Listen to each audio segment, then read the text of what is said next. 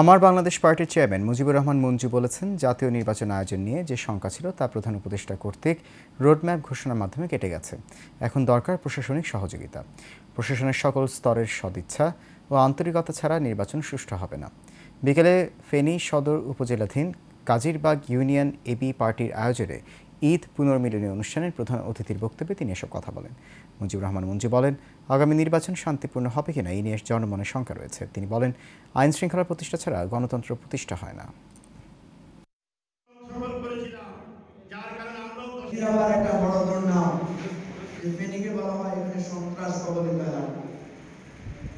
এখানে class committee, তারপরে steering committee, tiger বাহিনী, এগুলো সব কোথায় হয়েছে?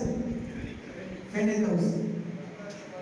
ফলে ফেনীকে অনেকে বলে যে সন্ত্রাসের নাম। বিএনপিকে ক্ষমতায় আনতে হলে দেশের স্বার্থে ও নিজ পরিবারের স্বার্থে ময়লা ও বর্জ্য ব্যবসা পরিহার করতে হবে বলে মন্তব্য করেছেন ঢাকা মহানগর উত্তর বিএনপির সদস্য সচিব হাজী মোস্তফা জামান। দুপুরে তুরাগ থানা বিএনপির যুগ্ম আহ্বায়ক হাজী জহিরের সভাপতিত্বে ঈদ পুনর্মিলন অনুষ্ঠানের প্রধান অতিথির বক্তব্যে তিনি কথা বলেন। তিনি আরও বলেন, দলের ত্যাগী নেতাকর্মীরা এই ধরনের কাজে জড়িত নয়। যারা ৫ই আগস্টের পরে বিএনপিতে অনুপ্রবেশ করেছে তারা এই সকল কাজ করে যাচ্ছে বলেও তিনি মন্তব্য করেন।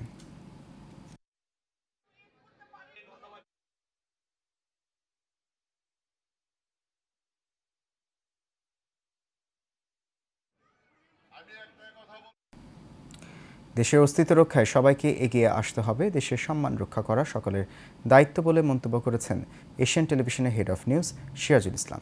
আজ খাজুরা MN মিত্র মাধ্যমিক বিদ্যালয় মাঠে দিনব্যাপী 89-90 বন্ধুদের পুনর্মিলন অনুষ্ঠানে প্রধান অতিথির বক্তৃতায় তিনি কথা বলেন। শাহজাহান সাজুর সঞ্চালনায় স্বাগত বক্তব্য রাখেন অনুষ্ঠানের আহ্বায়ক আব্দুল জব্বার। অনুষ্ঠানে বক্তব্য রাখেন বিশিষ্ট ব্যবসায়ী হুমায়ুন কবির, ব্র্যাক ব্যাংকের ACVP কর্মকর্তা আলমগীর হোসেন সহ আরও অনেকে।